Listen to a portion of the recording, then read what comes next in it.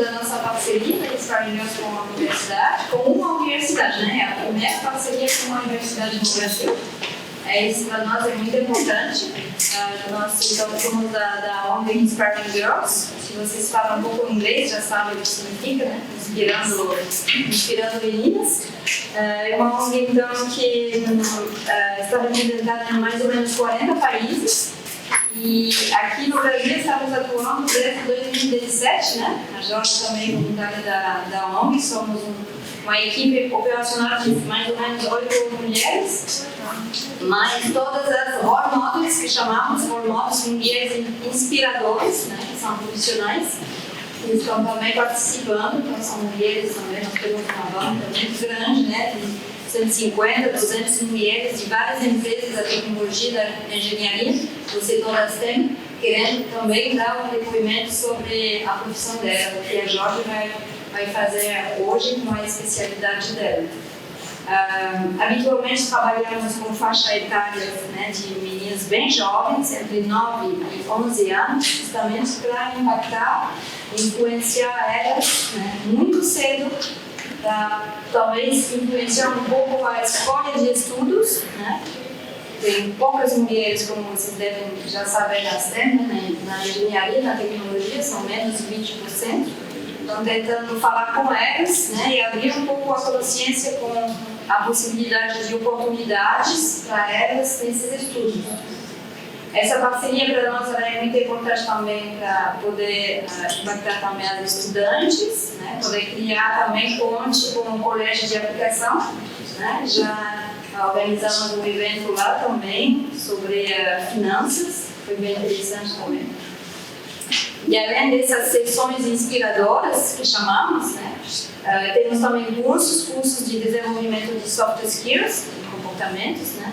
Também de programação e de finanças. E quem sabe, já começamos com a Georgia, cibersegurança, talvez, inteligência artificial, estamos olhando para isso. E acho que é algo muito importante. Ontem participamos do Dia da Menina, né? E hoje, dia 11 de outubro, é o Dia Internacional da Menina. Então é um dia muito importante para nós. E ontem estávamos em 2 escolas em Mituba, onde tinha meninas de 9 anos dizendo para nós como é importante para nós, né, poder ter consciência de todas as possibilidades e não ter essas escolhas restritas, né, pela família ou amigos. Então, já com 9 anos, já sabem que tem uma limitação, né, nas escolhas delas. Isso, né, é inovação. Boa tarde, então, eu nunca tive falando uma plateia tão bonita. Realmente essa plateia tá um show hoje. Agradecer, né, é uma honra a gente ser a primeira universidade, né, a fazer a parceria com vocês. A gente tem muito mais a ganhar, com certeza, com essa parceria. E a gente, né, está formando a universidade, ela tem esse compromisso, né, de promover essa inclusão, né, das meninas e mulheres na ciência. E com isso, ali, em 2023, iníciozinho de 2023, a gente lançou uma chamada aqui para mapear essas iniciativas que existem dentro da universidade com pessoas com essa ideia, né, com projetos, para a gente formar aí a rede que a professora de tudo está aí com a gente, né, ajudando e criando esse movimento, né. E é importante, então, essa parceria rica com a instituição de vocês, né? E a gente está muito feliz por isso. E a gente está aí disposto a contribuir com o que for necessário e aprender muito com vocês, né? Então, acho que hoje já é um gostinho do que vai ser com essa palestra, que esse tema já está super em alta e com certeza nós, mulheres, temos esse instinto de moldar o futuro, né? Então, a gente vai se aperfeiçoando, conquistando cada vez mais conhecimento, espaço, né? E agregando mais muito essa consciência da menina de 9 anos que já sabe que ela precisa, né, ter outros olhares, né? Então, isso que eu acho que acredito que a ONG quer inspirar, né, as meninas e mulheres, e a gente está junto nesse movimento. Então, obrigada, né, por estarem aqui, por essa parceria, esse movimento que é voluntário, né, e que a inovação é muito isso, né, muito colaborativa. Então a gente conta mesmo com pessoas que têm brilho no olho e com certeza a gente vai conseguir bastante resultado positivo. Obrigada. Porque eu falei também com a Jatuca, nos interessa muito também, trabalhando com a academia, né, poder talvez um dia ter uma estudante interessada em avaliar, né, o impacto também das nossas ações. Acho que é algo também que estamos sonhando fazer há alguns tempos, né, e que está acontecendo em outros países, né, pesquisas, assim, seguindo todo o cronograma do ano da ONG, né, no Brasil inteiro. Acho que seria também algo com certeza vai ter alguém aqui, vai ter alguém interessado. Verbalizando para chamar. Esse público aí eu já conheço algumas figurinhas que podem ajudar nisso. Mas então é isso, já podem chamar então. Agora a Jorge, gente. Então a Jorge é a nossa voluntária também da ONG. A Jorge é também nossa diretora pedagógica, DPO também, Data Protection. Ela já muita coisa já é muita, né? Mas tem que dizer também. E além de tudo isso, né, ela tem muitas especialidades, ela vai falar para vocês, mas eu queria também ressaltar a importância de ter dentro do time da ONG essas mulheres fantásticas que têm um currículo incrível e que, além disso, querem dedicar tempo, né, para poder transmitir o conhecimento delas para estudantes, para as meninas. Então, sempre fico muito agradecida com a tua atuação da ONG. E agora, o palco é teu.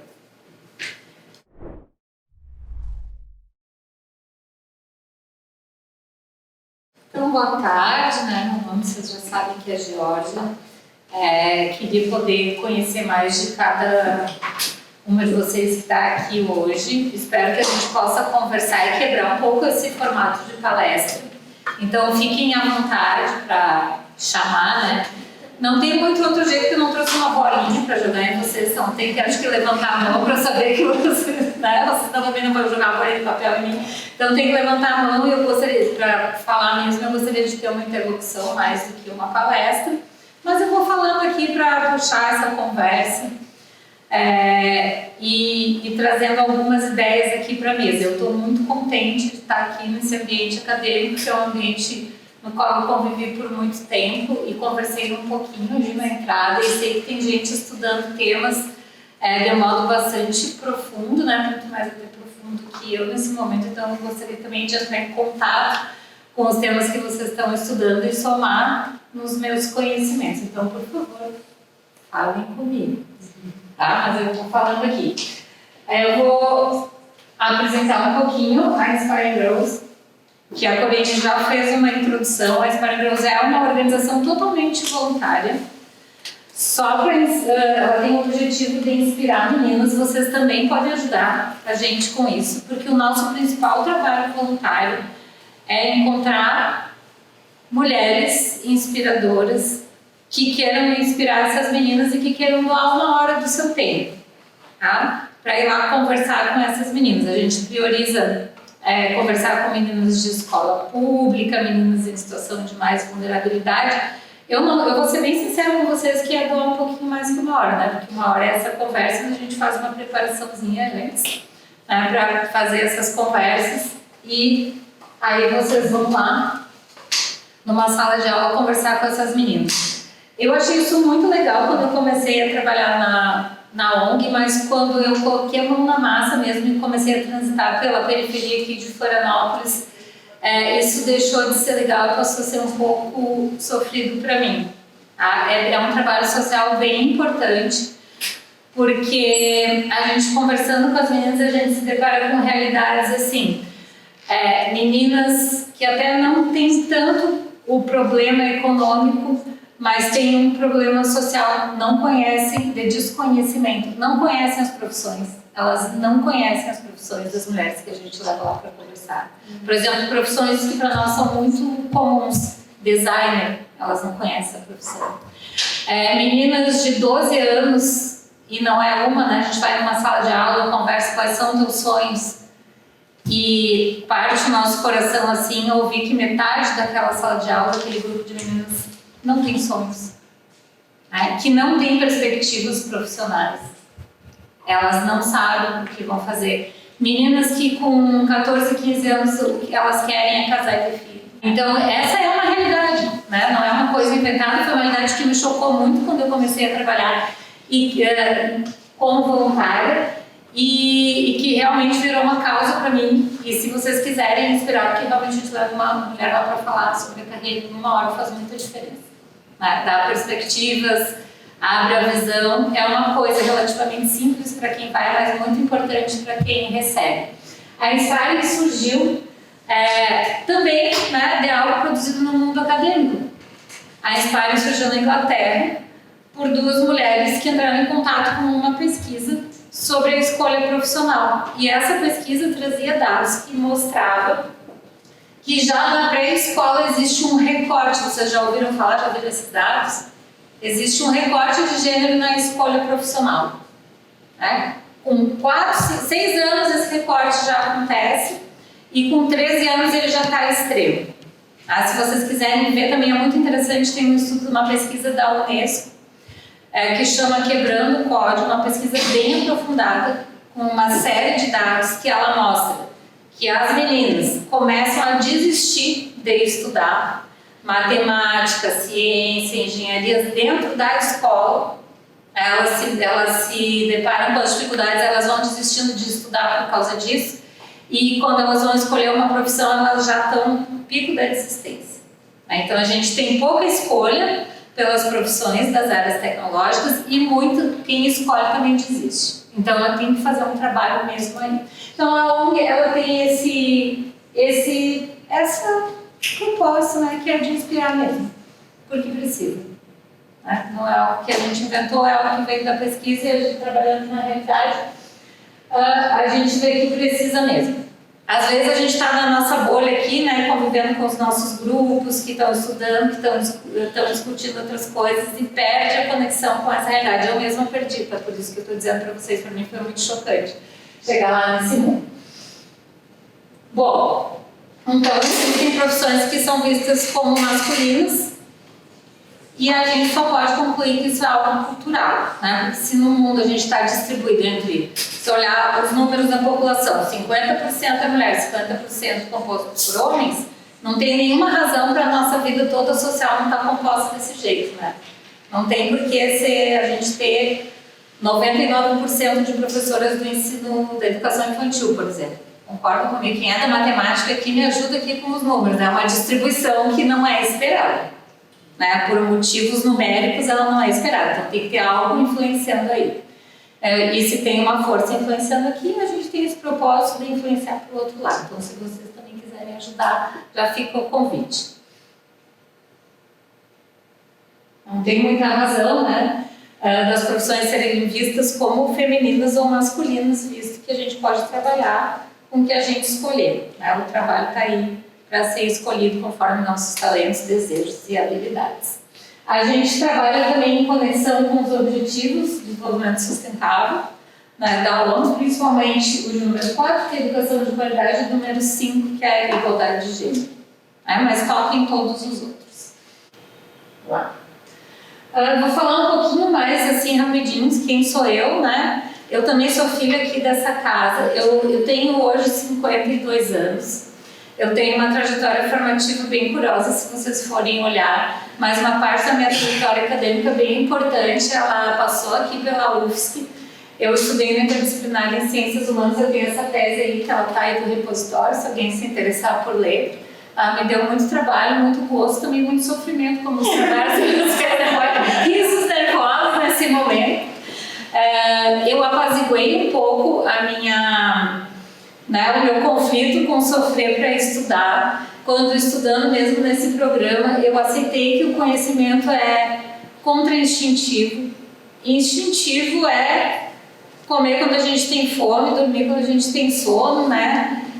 Fazer amor quando a gente tem vontade, essas coisas. As coisas que a gente tem que se esforçar, elas não são instintivas, elas vão gerar algum sofrimento, algum conflito, mas não por isso que elas são ruins.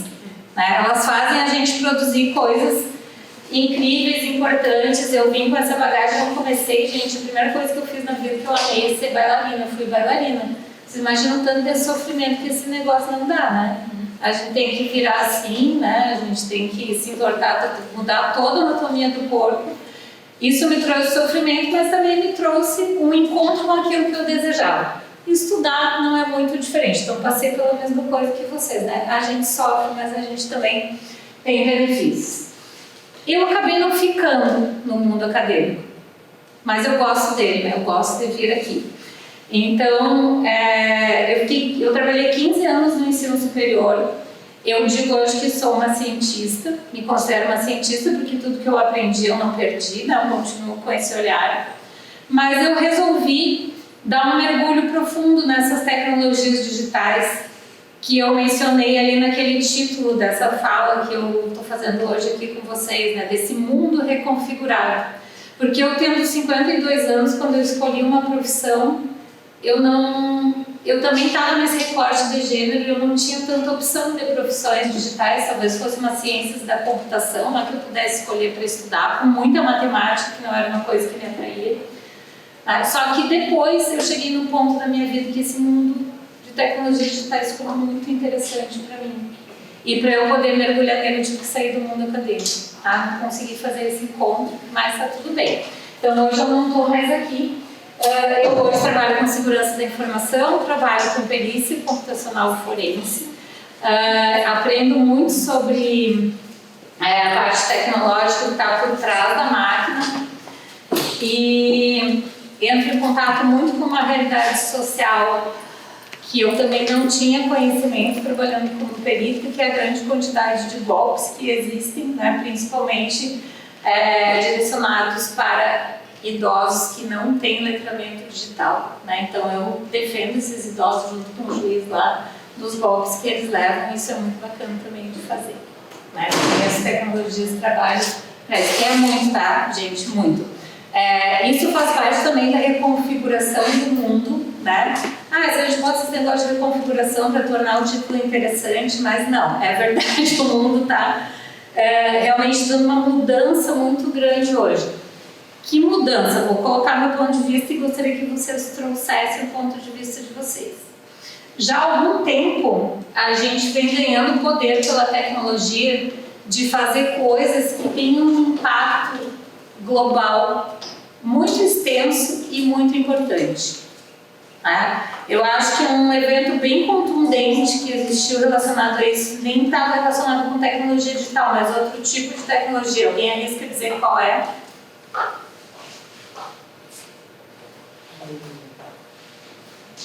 Bomba atômica, né? Bomba atômica. Antes, assim, a gente tem ações que têm impacto local e impacto global, certo? Isso tem uma relação. Então, as tecnologias digitais fizeram o que com a gente? Colocaram a gente nessa possibilidade desse impacto global muito grande com alguma coisa que a gente possa fazer. Concorda ou discorda? O que é uma internet? É uma rede mundial de computadores. Ela nos dá um alcance de impacto global e até fora da Terra. Olha os satélites aí, né, que estão no espaço. Então essa é uma reconfiguração que houve no mundo. Antes, o ser humano e as tecnologias que ele tinha à disposição davam um alcance de impacto local, regional, e a gente foi criando tecnologias, e principalmente as digitais, que nos dão uma capacidade de impacto global. A nossa responsabilidade aumenta muito, porque se vocês imaginam que foi feito, né, com uma força, uma tecnologia física, que foi aquela bomba, que deu um impacto, imaginem o que pode ser feito com a força de uma ameaça digital, né? Não é bobagem.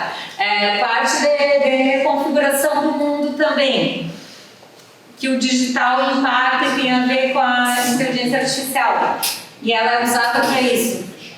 Cybercrime. Cybercrime, pode falar, tá? Para fazer careta, mas pode falar também. Você já viu os dados econômicos do cybercrime?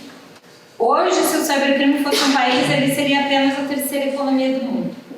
Pode procurar esse dado que está aí bem acessível na internet para vocês verem. Então a gente tem um crime muito organizado, com muito dinheiro, muito investimento, né? Formando pessoas com mais fomento que as nossas pesquisas.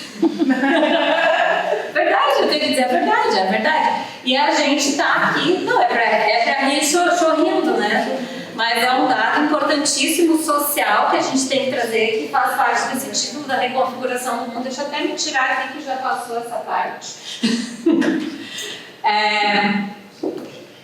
E a gente está trabalhando com isso, né? Essa questão dos riscos de segurança que estão embutidos, que estão caminhando junto com as tecnologias digitais, que são a base da inteligência artificial, a gente tem que prestar muita atenção. Então a gente tem um crime organizado ali e a gente tem um risco global muito importante que está mais contundente que o cybercrime, que é qual? Desinformação trazida por veículos e tecnologias digitais. Então, se vocês forem lá, o Fórum Econômico Mundial ele faz um relatório, uma avaliação de riscos globais e faz um relatório muito consistente. Podem procurar esse relatório de riscos globais do Fórum Econômico Mundial. Vocês vão ver esses riscos, eles hoje são mais importantes no mundo, eles são mais contundentes para nós até do que a falta de comida ou os riscos climáticos, tá? Então, são importantes. Eu preciso dizer isso para a gente poder mergulhar na tecnologia específica, né? Então, essa faz parte da reconfiguração do mundo. Outro fator importante da reconfiguração do mundo, que todo mundo aqui, eu acho que ninguém vai negar, é a quantidade de dados que a gente passou a produzir. Hoje, a gente produz muitos dados. A gente produz uma quantidade de dados que humanamente impossível de analisar. São impossíveis de fazer análise manual, visual, por ser humano. O que a gente faz? A gente criou sensores, a gente criou máquinas, a gente manda um sensor lá para Marte e esse sensor, dados. Ele gera uma quantidade de dados imensa. O ser humano não consegue tratar, eles precisam ser tratados por máquinas. Então a gente faz uma tecnologia para captar, então a gente tem que aqui ter uma tecnologia para analisar, senão o que a gente vai fazer com esse monte de dados? Se a gente não analisa, se a gente não gera conhecimento, se a gente não gera inteligência.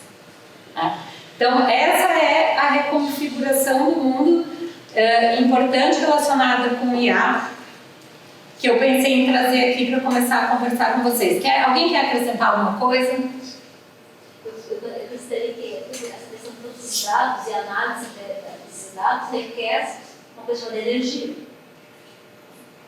Toda essa preocupação com a energia sustentável que a gente tem hoje. As energias renováveis. Exatamente, né? A gente vai vendo a conexão de tudo.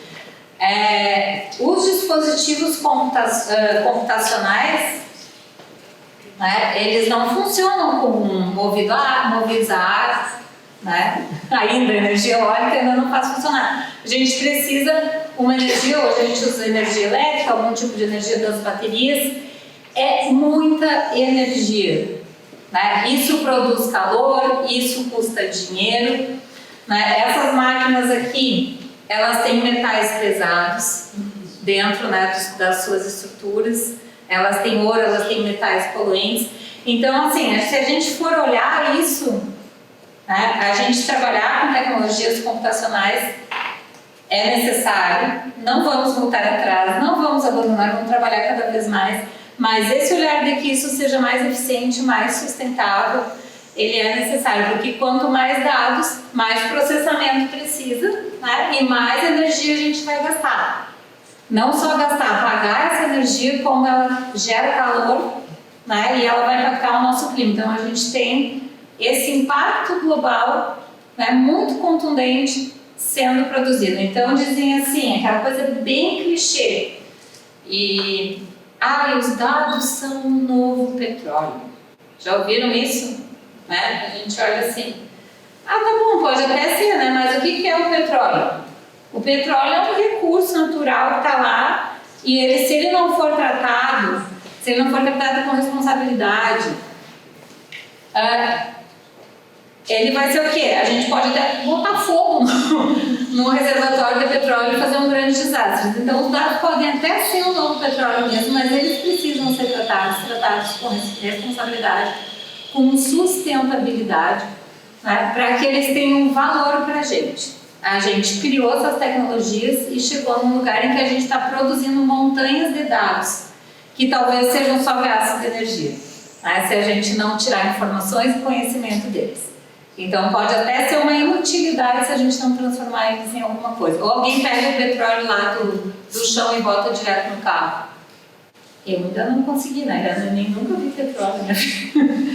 Então é mais ou menos essa analogia, né?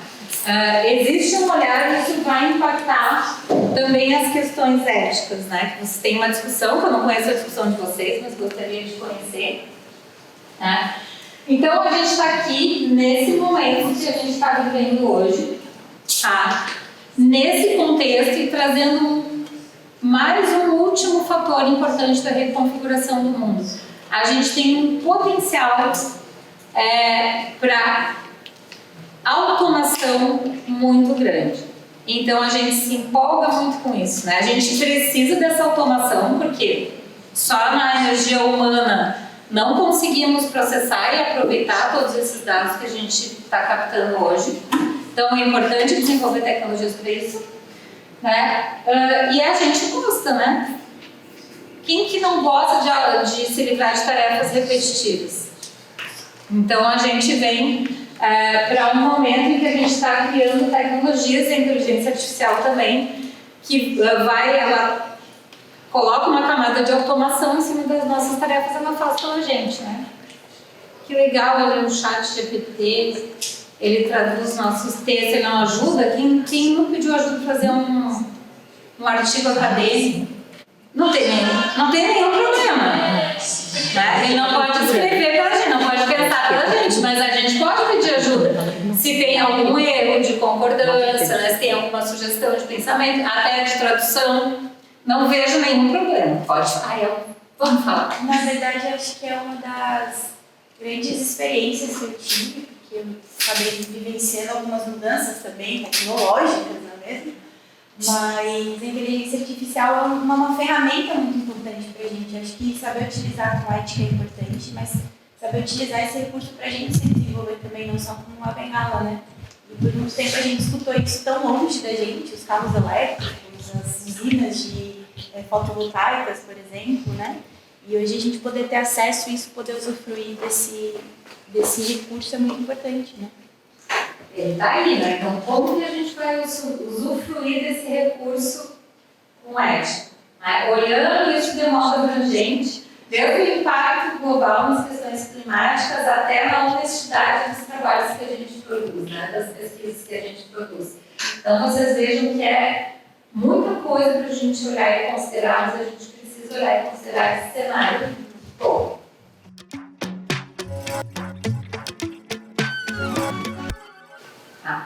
Eu vou ficar aqui um pouquinho ruim por causa da luz, né? Mas ali a ideia é a gente pensar num conceito de inteligência artificial. Quem está estudando inteligência artificial aqui, pode lembrar ou me dizer qual é um conceito legal para vocês que funciona? Estatística gourmet. Estatística gourmet, gostei disso. Vamos deixar na mesa, né? Vamos deixar na mesa. O que mais?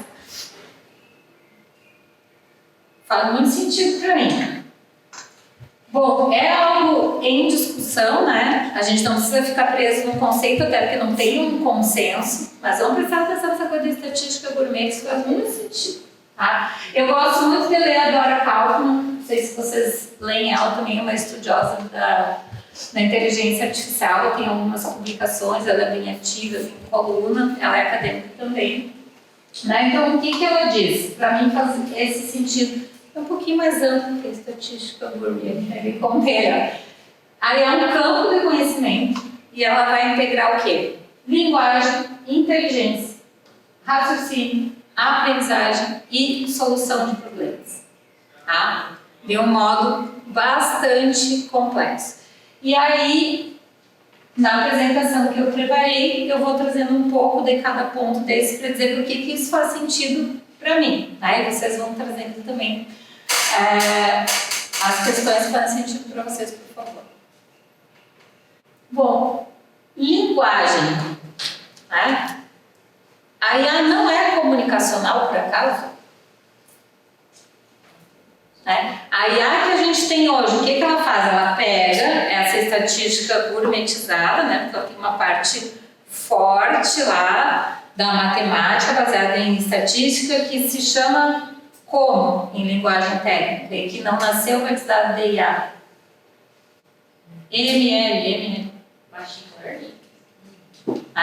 Então é uma tecnologia que já existia e que é batizada também desse nome polêmico que é Machine Learning, né? Aprendizado de máquina. A máquina pode aprender? Sei, uma pergunta que eu tenho. Você acha que pode aprender? Máquina aprende? Identifica padrão. Vamos lá. Se faço essa pergunta. Quem já tem resposta, legal. Ela pega essa IA que a gente tem hoje, que é um ciclo de IA, que a gente pode dizer que se chama IA generativa. Generativa por quê? Porque ela pega esse aprendizado de máquina, né, essa estatística, essa matemática toda, que antes gerava um resultado complexo, um resultado matemático, difícil para quem não era matemático de entender, quem não conhecia estatística em profundidade de entender, e começa a produzir coisas que a gente precisa no nosso dia a dia, que são muito úteis, né, com base nessa matemática. Uma foto, uma apresentação de PowerPoint, apesar de que eu não consigo muito usar, né? Tento, mas não dá. Então, essas aí são outros modelos. Mas ela traz para frente, né? Antes ela gerava um resultado mais matemático, hoje ela traz um outro output, um outro resultado. E ela é por isso chamada IA generativa. Desenvolveu uma parte do processamento da linguagem natural. Isso aí, em termos técnicos, né, ela desenvolveu essa parte da linguagem natural e ela está avançando para se comunicar com a linguagem humana. Então, esse projeto da Lenovo foi um projeto que eu conheci no Web Summit, que é um dos mais interessantes que eu acho, né, que eu já entrei em contato hoje, eu gostaria que vocês trouxessem os que vocês entraram em contato também. É um projeto que está trabalhando diretamente com linguagem, né, porque a gente tem um tipo de linguagem que não alcança nem a matemática exatamente, né? Por exemplo, como é a linguagem de sinais. A linguagem de Libras ela não tem tradução para todas as equações matemáticas, tem projeto só para fazer isso. Né? Imagina para IA. Então, eles estão desenvolvendo essa interface, né? Essa conexão entre essa linguagem, né? Que é uma linguagem que vai atingir 2,3 milhões de pessoas no Brasil, para que o computador possa entender esse tipo de linguagem e se comunicar com essas pessoas, porque senão elas estão fora. Né? Então, esse é um exemplo de como também a IA, além de ter desenvolvido linguagem natural que está no campo da linguagem, nas aplicações práticas ela pode estar relacionada com linguagens de modo geral. Mais algum outro exemplo que vocês possam lembrar aqui agora? Que alguém consiga trazer? Eu já vi um roubo também, né? Que eles colocavam na câmera do supermercado e olhavam padrões de comportamento suspeito. Isso é uma coisa super polêmica. É muito polêmico. Como que esses modelos matemáticos, né, essa estatística gourmet, essa aprendizagem de máquina, até quanto ela está apta para interpretar comportamentos humanos, expressões humanas, né? Tem uma porção de falhas relacionadas a isso. A gente tem falha até na biometria do dedo ali, tá? Nessa tradução. E também tem alguns projetos sendo trabalhados aqui dentro da UFSC, pelo Co-Creation também. Eles utilizam inteligência artificial para prevenção de diagnósticos precoces, né? Como de osteoporose, por exemplo. A partir desses padrões também. Exatamente, né? Então essa tecnologia ela está sendo estudada, ela está sendo utilizada, ela está sendo testada nesses campos. Deve ou não deve ser utilizada? Vamos ficar com essa pergunta. Deve ou não deve? Tem alguns probleminhas aí, deve ou não deve? Vamos responder.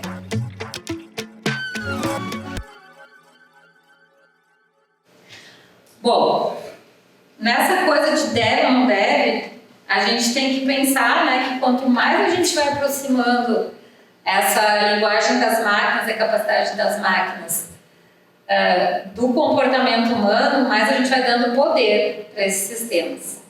Tá? Então, olha só, lá na criação do computador, né, das linguagens computacionais, em 1965, esse pesquisador, ele era da equipe, né, do Turing, que criou lá as máquinas computacionais, supercomputador e tal. Ele disse assim: a primeira máquina ultra inteligente é o último investimento que o homem precisa fazer, porque daí não precisa mais pensar, trabalhar, fazer nada. Só que tem um pequeno problema. É manter esse negócio dócil e sob controle. 1965. Então, esse é um ponto ético que a gente tem que trazer sempre para a mesa. A gente tem muito potencial. A gente deve negar esse potencial e não trabalhar, mesmo com problemas. Não tem volta, né, gente? Mesmo que a gente dissesse aqui, todo mundo aqui hoje vai levantar a mão e vai dizer, não, vamos parar com isso. Não tem volta. A gente vai continuar desenvolvendo esse tipo de tecnologia. Só que a gente tem que desenvolver com cuidado, com supervisão humana, tá? E com muitas regulações, tá? Não dá para deixar isso, esse desenvolvimento solto, sem supervisão, sem seriedade, sem uma discussão séria. Imagina se uma tecnologia analógica já fez o estrago que a bomba atômica fez lá atrás. Se lá na criação do computador já sabia que existia essa preocupação, como é que hoje a gente vai sair, que maravilha, né? Que beleza, a tecnologia do momento vai fazer tudo pela humanidade. Eu compartilhar uma situação só para a gente ter uma ideia dos perigos da não regulamentação que eu fiquei pensando. A minha filha estuda na aplicação, tem 14 anos. Eu limito muito o uso da tecnologia, ela não tem redes sociais. Enfim, esses tempos ela resolveu experimentar e ela achou que o Twitter, por causa do que eu falo, das outras, seria o menos pior. E ela entrou, uns dias que ficou na casa do pai, quando voltou para minha casa, eu fui conversar com ela. E aí eu fui olhar os perfis, primeiro que você, né, então para vocês verem de algoritmos o que adolescentes, né, estão sendo bombardeados. Então assim, se eles demonstram o mínimo interesse numa dieta ou e na sexualidade em si, se ela olha para mais alguma imagem ou segue um perfil, as sugestões, gente, sério, eu dei print, eu fiquei chocada. As sugestões eram bulimia, violência autoprovocada, prostituição, pornografia, era chocante. Daí eu fui pro meu marido e falei, meu Deus, como que a gente barra isso? Aí a gente começou a bloquear, deixar de seguir. Daí eu falei pra ela, filha, se eu não dou conta, porque assim, se num dia você para o olho ou se interessa por um conteúdo, vai vir uma enxurrada de novo, porque é, né, uma máquina. Então, como que... Daí ela concordou e saiu. Só que assim, quantos... um milhão, quantos pais estão fazendo esse filtro? Então, a gente precisa muito de regularização. É muito, muito triste o que está acontecendo. Essa fala, assim, ela acho que conecta todo o meu raciocínio que eu fiz nessa conversa. Porque o que está hoje no cerne dessa discussão, né? A gente tem uma tecnologia muito poderosa, mas essa tecnologia é uma máquina, ela trabalha com padrões. Ela não tem um filtro humano, ela não tem um filtro ético, ela tem um filtro quantitativo. Então, pro lado, já vou te dar a palavra, pro lado que aquela tendência pender é o lado que ela vai gerar o output. Sem julgamento de uma visão materna, paterna, de igualdade social, de nada, ela só vai gerar um output. Eu fico muito no questionamento, porque durante esses anos a tecnologia ela sempre vem se desenvolvendo mais e mais, principalmente com a IA, com a proposta de automatizar tarefas, enfim. Só que a gente não vê esse retorno vindo para as pessoas. Eu acho que assim, a gente não parou de trabalhar, muito pelo contrário, a gente só trabalha cada vez mais. E o retorno da IA não está vindo para né? Pra gente, parece que está indo para outros lugares, não sei, para as empresas, não sei. Mas a gente não, de fato, parou de trabalhar, o nosso trabalho começou a ficar mais fácil. Mas eu vejo, na verdade, outra coisa, que é a gente tendo que se desdobrar para ir para outros lugares e outros serviços. Eu acho que, aproveitando um pouco a fala dela, quando a gente fala sobre essas plataformas, principalmente esses dados gerados, eu acredito que os dados daqui a alguns anos vão ser desde que a moeda econômica, né? A próxima moeda econômica. A gente já está vendo isso dentro das plataformas. Então, não sei, eu acho que quando a gente fala de AI, de dados e de plataformas também, né, é justamente isso. A gente está enriquecendo esses grandes monopólios, as big techs, mas a que custo, né? A gente está doando todos os nossos dados. Quando a gente fala em plataformas, basicamente toda a sua vida está ali dentro das redes sociais. Então a gente tem que ter também um filtro nosso mesmo sobre o que colocar dentro das redes sociais. Não é tudo que a gente tem que publicar. Então, por exemplo, eu estou tentando fazer um exercício, eu trabalho com redes sociais, eu sou de jornalismo. E o meu exercício atual é tentar me desconectar dessas plataformas, porque eu já trabalho com isso. Então eu passo o dia inteiro mexendo com essas coisas. Então, assim, eu estou fazendo um movimento contrário, então, limitando a hora, o tempo que eu fico no Instagram, não utilizando algumas plataformas. Eu sei que aí acaba que a gente fica com, acho, menos informação, né? Porque a partir do momento que você fala assim, não, eu quero abolir todas as plataformas da minha vida, não tem como, é impossível. Porque eles são o principal ponto de acesso à notícia e informação que a gente tem atualmente. Então, acho que é realmente um exercício de ver o que eu quero consumir, como eu quero consumir, porque quando a gente fala também de algoritmos, eles estão cada vez mais específicos. Hoje em dia, por exemplo, o TikTok, ele vai te mostrar um eu seu que você quer ser e você nunca vai conseguir alcançar. Então, tem todas essas coisas que a gente tem que ir, assim, entendendo como é que funciona aquela plataforma, como é que ela vai me ajudar e até que ponto ela não vai ser uma coisa negativa para mim, para minha vida, para as minhas relações sociais e tudo mais. Mas eu acho que não é deixar de consumir, mas ter talvez nós mesmos um filtro melhor para consumir esses conteúdos. Esse cuidado, né, essa curiosidade, pode falar?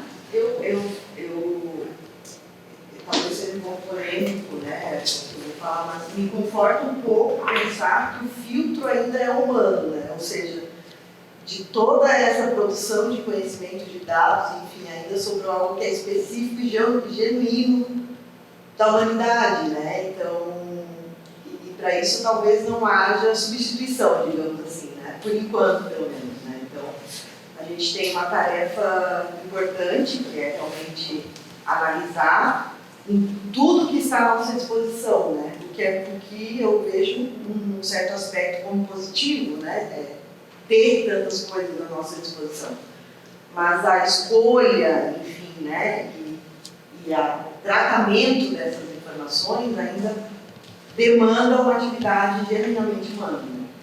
Exatamente, né? Então, se a gente for trazer tudo que a gente vem conversando, daqui a gente está dizendo que essa tecnologia de inteligência artificial, ela está baseada na matemática, seja uma estatística por mês, seja lá que tipo de matemática, são modelos matemáticos, algoritmo, que é essa palavra que a gente sabe dizer, mas alguém aqui sabe escrever um algoritmo? Quantos? Legal. Vocês sabem como ele vai agir? Toda ação dele, conseguem controlar o que ele vai fazer? Já modelo, Modelo?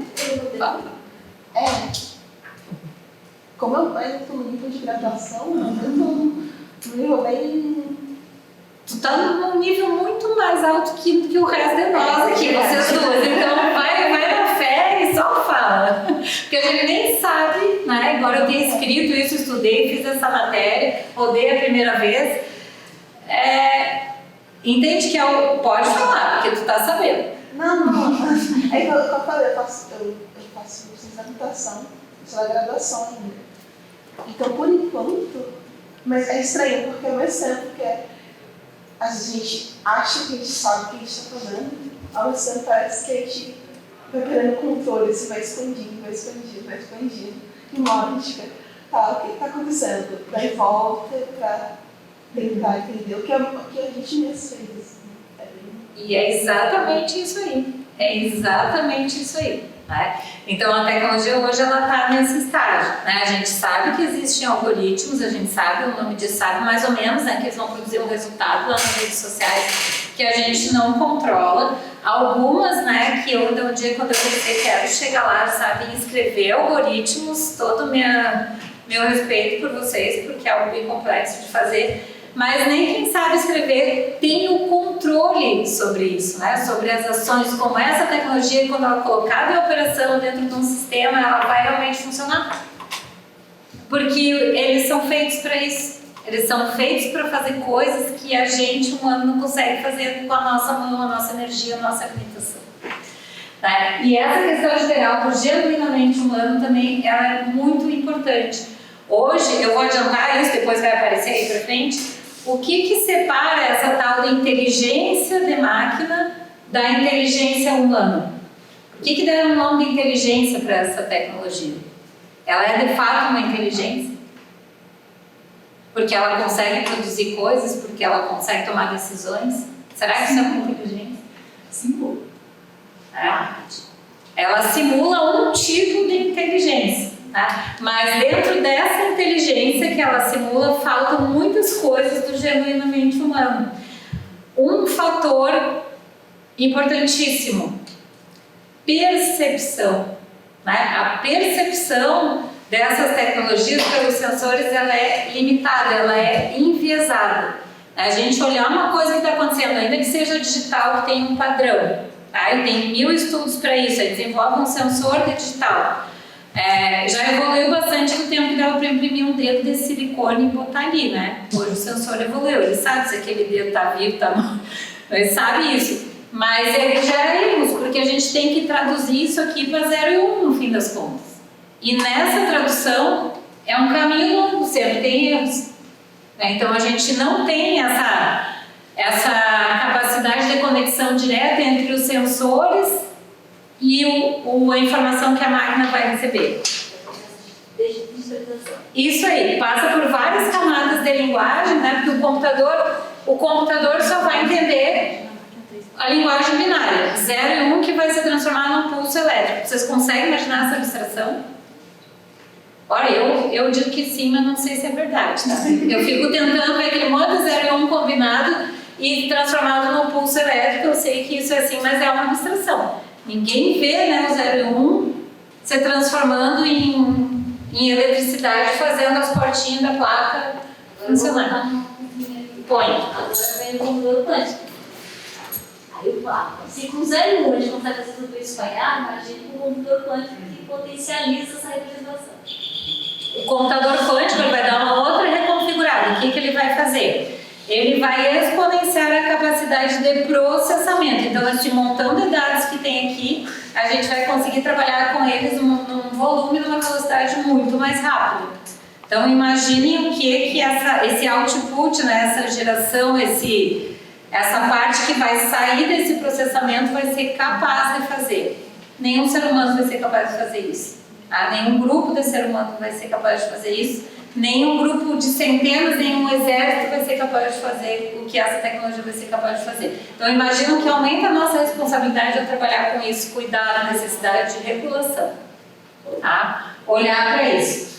Essa inteligência artificial, ela sim tem capacidade de fazer esquemas de decisão, né, de gerar informações bem consistentes, vão nos ajudar como ferramenta em muitas situações, né, talvez bem importantes, como diagnóstico, como decidir a vida de uma pessoa, se ela vai ser presa ou não vai ser presa, né? Mas ela ainda não está madura para isso, né? Ela ainda está trabalhando com muitos viés e a gente tem que dar uma olhada. Ela não é capaz ainda de ter percepção igual ao ser humano e ela não desenvolve nesse processo consciência. Né? Consciência é algo que a gente desenvolve pelas nossas experiências, né? Foi isso que vocês estão falando aqui.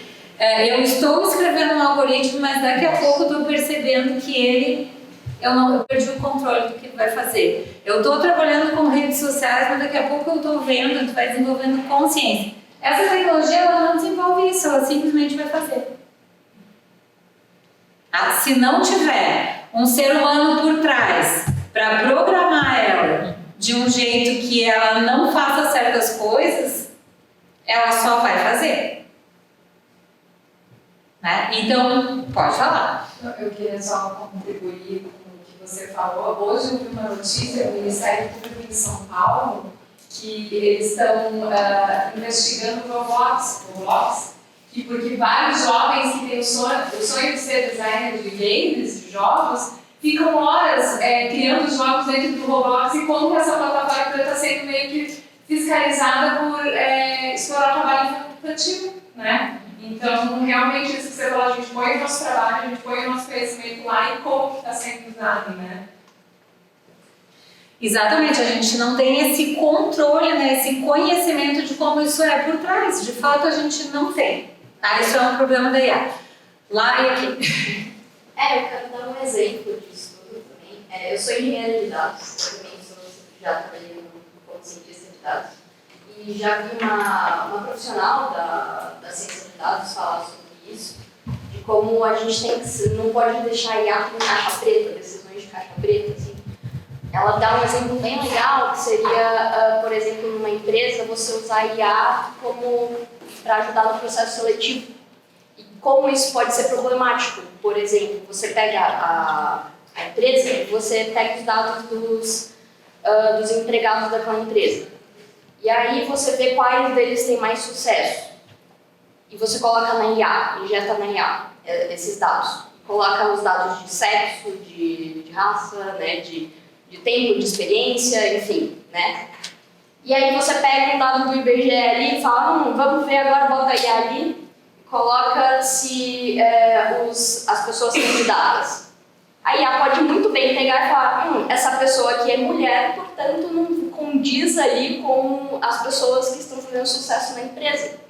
E a gente sabe que isso não existe, que é um padrão criado pela história em que a gente não quer que se perpetue. E a gente tem que ter muito cuidado em colocar a IA nessas situações, né? Porque ela vai querer perpetuar o padrão. E a gente não vai querer que alguns padrões se perpetuem. E é isso.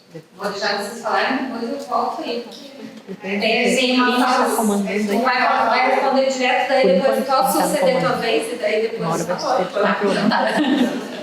só complementando, isso já aconteceu na Google, eles pegaram 5 anos de currículos das pessoas que foram contratadas para engenheiros, né, para cargos de engenheiros, e aí os nomes, as indicações de contratados foram todos homens, porque o histórico era de engenheiros homens na instituição, porque de fato o número de engenheiros é muito menor que os de mulheres, então ele excluía os currículos de mulheres. Eles abortaram o projeto, inclusive. Uma base enviesada. Porque a base é enviesada. Eu vou fazer um parênteses, eu sou super fã de IA, eu acho fantástico, eu gosto muito de utilizar IA. E aí eu estudo várias IAs, trabalho com algumas, e aí eu vi a Explainable AI, que ela diz como ela chega na decisão. Eu acho super interessante isso, eu acho que é um campo muito versátil e muito útil, porque você está sabendo de onde você está tirando a decisão, porque no geral a gente não sabe como que ele chegou naquela decisão.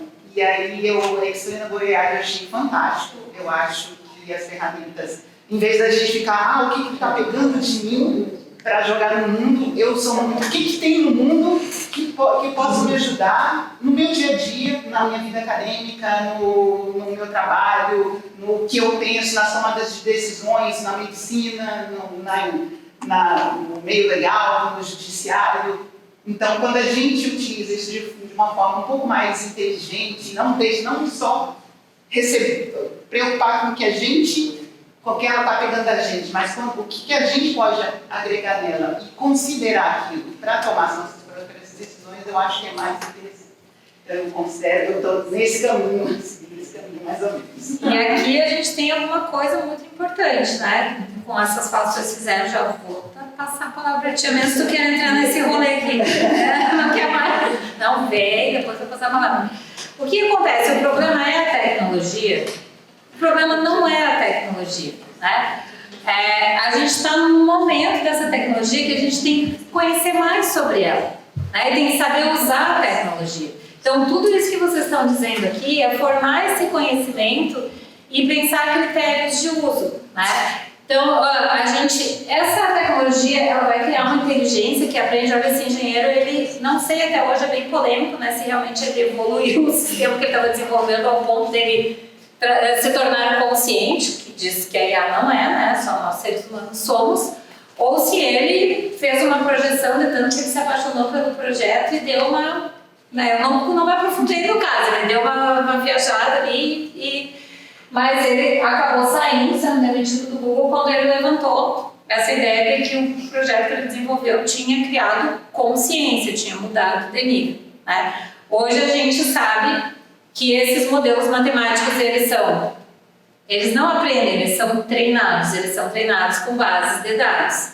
E aí o jeito que a gente treina eles, nós humanos, né, essa radicalidade humana, né, a gente treina eles de uma maneira e eles vão gerar o resultado conforme a maneira que a gente treinar, né? E aí a gente está fazendo algo que não é novidade em ciência nenhuma, né? Quanto tempo que a ciência vem dizendo que a gente tem uma ciência antropocêntrica com recorte de gênero, pretendendo uma neutralidade? Então, as mesmas críticas para a ciência que a gente tem aí há 30, 20 anos, que a gente tem no ambiente acadêmico, esse padrão de comportamento está se refletindo dentro do treinamento da IA. E aí algumas tecnologias interessantes, né, para quem tem esse olhar de buscar, na hora de escolher que tecnologia vai usar, vai fomentar, vai apoiar, vai divulgar, tem que ter esse critério de escolha, né? Ou não tem critério porque não conhece, né, o que se perguntar a respeito do uso dessas tecnologias. Então, a maioria das IAs que a gente tem à disposição hoje, elas são modelo caixa preta. A gente não sabe a árvore decisória como é que é. Se vocês forem até começar a olhar nas tecnologias, vocês vão ver umas explicações que é que nem o algoritmo, né? A maioria do ser humano que não estuda especificamente isso não vai entender nada. Então, a gente tem essa questão de tornando isso mais claro, mais traduzido. E saber, ela está tomando decisões de alguma forma. E como ela está sendo alimentada com esse modelo, né, de que é um modelo de maioria, ela está dando esse resultado de maioria. Só que a vida humana não é uma vida, né, orientada por esse modelo. A gente sabe o que a gente quer. Pelo menos eu acredito que essa plateia aqui, né, esteja orientada com isso. Já tá acabando, já deu uma hora aqui. Vamos ir para fechar. Vou fechar então. Vou passar mais rápido aqui e a gente conversa. Mais do que falar tudo que eu pensei, né, é importante a gente falar sobre isso. Então, o que a gente quer? A gente quer construir diversidade. Então, se a gente não usar essa tecnologia dessa forma, não treinar essa tecnologia dessa forma, não buscar desenvolver essa tecnologia dessa forma, ela vai continuar replicando os mesmos padrões que hoje a gente pode ter como padrões a criticar socialmente. Querem falar ainda? Já deu uma hora aqui, então me está avisando para fechar. Não, acho que é só para, assim, por exemplo, um exemplo mais básico do GPT. Quando o GPT chegou, acho que foi em 22 ou 23, todo mundo começou já o GPT. A gente, eu falo do meu campo assim, por exemplo, a gente mandava ele fazer um código. Ele fazia certinho, daí a gente pensava, nossa, isso aqui vai tirar o nosso trabalho. Hoje em dia, e tem esse, cria esse medo assim. E hoje em dia parece que é o contrário. Parece que se tu pedir o código que tu pediu para o GPT fazer em 22 e fazer agora, a qualidade do código que ele está mandando agora é inferior. Não, era para ser o contrário, era para estar melhorando, mas a gente fala brincando assim, né? O GPT tá burro agora. Parece que tá melhorando, entendeu? Mas ele alucina, né? A gente sabe que ele alucina. Aí, ó, eu tinha separado para vocês um artigo científico ali, que é esse aqui, ó, que tá lá no canto, se não me engano, sobre as alucinações né? As alucinações geradas por IA. O que acontece tem a ver com o tipo de treinamento que a inteligência está recebendo, porque essas inteligências elas vão sendo treinadas com modelos de dados sintéticos. E aí elas vão se retroalimentando. Então, em vez de elas evoluírem, elas evoluem e elas estão num risco, a gente tem um risco muito grande hoje se a gente não prestar atenção no desenvolvimento, de que várias inteligências artificiais vão crashar, né? Elas vão entrar em colapso. Porque ela fica se retroalimentando, que em vez de ela melhorar a qualidade do que ela produz, ela piora. Um dos exemplos mais esquisitos que eu vi desse negócio é aquelas viagens de imagem e vídeo. Porque elas tiveram um boom muito grande na internet, as pessoas começaram a produzir muito conteúdo com elas, numa quantidade que tipo, as pessoas não conseguem produzir tantas imagens quanto uma IA consegue. E daí elas começaram a espalhar essas imagens na internet, e hoje parece que essas imagens de IA estão cada vez mais artificiais, porque elas estão se retroalimentando com essas imagens artificiais que elas criaram em primeiro lugar.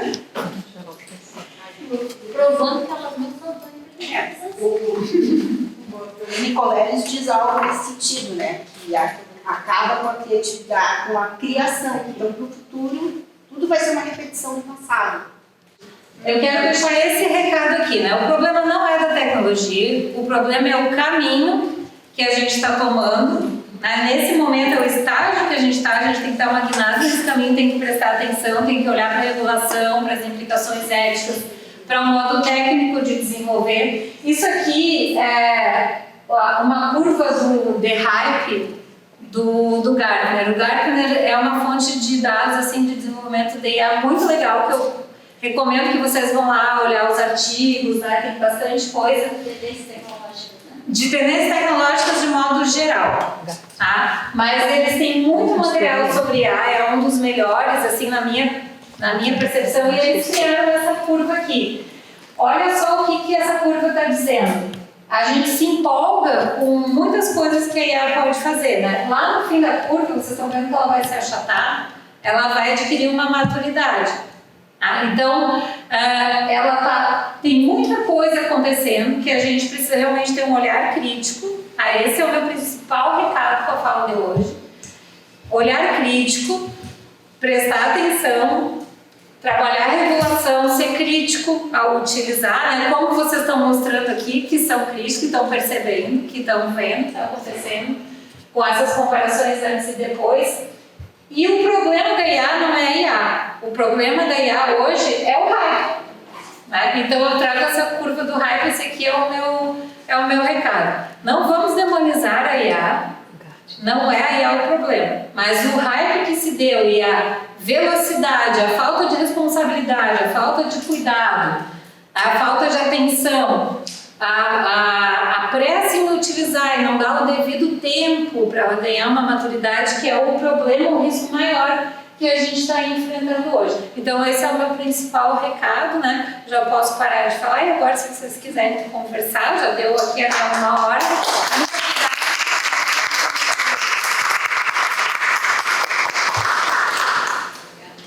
E agora, ou encerramos ou somos nós, né? A Gertrude me ajuda aqui com o tempo que a gente tem. Eu gostaria de agradecer imensamente, Jorge, pela sua reflexão, né, por trazer essas palavras para a gente discutir, né? Acho que trazer essa conscientização, né, que a IA está aí, a gente tem que saber conhecê-la, poder criticar e saber usar de uma forma mais ética, né, e íntegra dentro do nosso trabalho, do nosso dia a dia, né? E tem muito desafio, né? E eu pergunto para vocês assim, vocês querem continuar discutindo isso? Essa é a pergunta. Vamos continuar discutindo? Vocês querem outras ações nessa direção? Meninas da ciência e meninas da tecnologia? Mais ações nessa direção aqui na UFSC? Importante? Porque daí a gente continua fazendo mais coisas, né?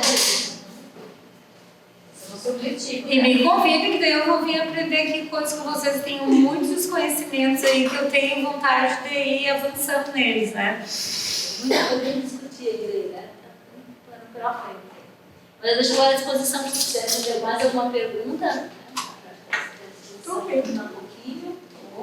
Alguém com mais alguma pergunta? Eu só queria fazer um comentário que é muito bom ser ensinado por outras mulheres, porque aí, pelo menos, como indicadora de sistema de informação, acho legal ver que tem onde eu posso chegar assim. E tem mais gente que é aqui na nossa sala de aula de sistema de mulheres. Eu sou só veterana, pode contar comigo. Eu só queria fazer esse comentário que é bom ter uma sala cheia de mulheres.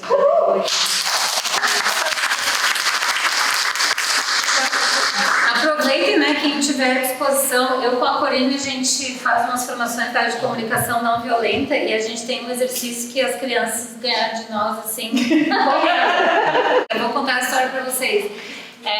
Peguem os contatos umas das outras, né, porque a gente estuda comunicação não violenta. Você vai se desenvolver na comunicação não violenta só com conceitos? Não. Então tem que ter os grupos de prática. Daí o nosso facilitador diz, peguem 5 contatos de pessoas desconhecidas. Os adultos assim, ó. Ninguém pegando contato de ninguém. Ele perguntava, já pegaram? Quantos já pegaram? Todo mundo assim. Aí ele faz uma área, eu adoro crianças, fiquei no cuidado com as crianças, né? As crianças ali, a gente tem voluntariado também para os pais poderem se dedicar para o aprendizado. Eu cuidando das crianças, daqui a pouco eu olho assim, tia, tem uma folha e uma caneta? Tem. Passando no auditório, elas já tinham, assim, cada uma colecionado uma lista de mais de 50 contatos. Nossa, então tem alguma coisa que a gente perde quando cresce, né? Que é essa capacidade de se conectar com os outros. Então aproveitem, peguem os contatos para vocês poderem trocar essa ideia, continuarem conversando aqui, né? Façam isso, eu vou ter que chamar a Emilinha, na USP do Unisul, falando para mim semana passada, né? Dessa situação de se sentir sozinha, de ter poucas amigas. Tem quantas na tua sala? Eu tô no 4º período de ciência da computação e tem eu e mais uma menina. Ela me deixou tão triste de ouvir assim, mas eu tentamos de fazer amizade, não conseguimos, olha só. Porque o público é tudo homem e é um tipo específico de homem que nem olha, eles são assim, ó. Não consegue dar oi, eles não olham na tua cara, tu conversa se olhando pro chão, não consegue ter contato. Daí eu falo, parece uns bichos, tu não consegue fazer grupo, tu não consegue Na nada. corrida Nem o bicho ainda vai fazer grupo muito mais do que nós. Não pode apostar nisso, que eles ainda vão viver em grupo de um jeito muito mais. Eles se entendem. Se eles são todos iguais, eles se entendem, entendeu? A gente tá em pouco número e a gente acaba se sentindo excluída porque a gente não. Parece que a gente não tá sempre na mesma lógica, na mesma sintonia.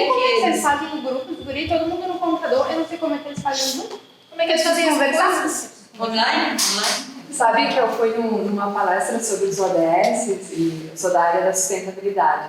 E foi muito interessante porque a gente fica, meu Deus, esse caos, o jeito que está o mundo, aonde vai? E o palestrante falou assim que ele é muito otimista. Porque o primeiro passo é você sonhar, você imaginar um mundo melhor. Então eu fico pensando, eu queria sonhar agora que uma palestra dessa que a gente sabe que é de mulheres e que o foco são as mulheres, que também tivessem homens aqui presentes hoje para aprender conosco, para dar luz à voz, né? Então eu acho que a gente pode, de repente, imaginar um dia que os homens venham aqui e estejam prontos para nos ouvir, para nos admirar, para nos validar, né? É uma boa coisa para se imaginar. O problema é que eles pegam muita fala, fica complicado. Por enquanto a gente precisa ter os nossos separadinhos, né? Porque isso também nos permite para as estudantes também se expressar de forma mais assim natural, de forma mais aberta. Já testamos aqui no Brasil, em outros países eles conseguem. Aqui no Brasil ainda está sendo muito complicado.